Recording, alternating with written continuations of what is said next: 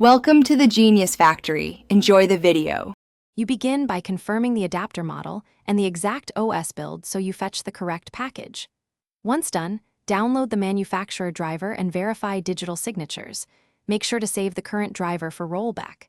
You'll need administrator rights, so elevate now and create a restore point to protect the system. Pause background tasks and disable antivirus briefly to avoid installer interference.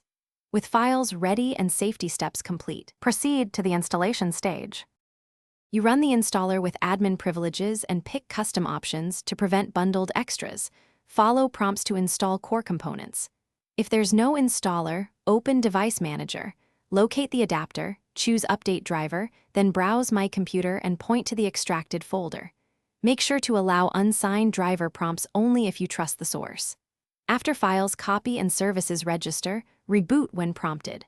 Once back, verify the driver version and confirm the adapter appears healthy in Device Manager. You now validate the update by testing connectivity and running a quick performance check. Use manufacturer diagnostics to exercise advanced features and confirm stability.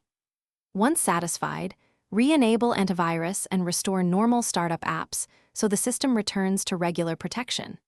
If you notice errors or degraded performance, open Device Manager and try rollback driver or reinstall the previous driver you saved. One key troubleshooting tip. If problem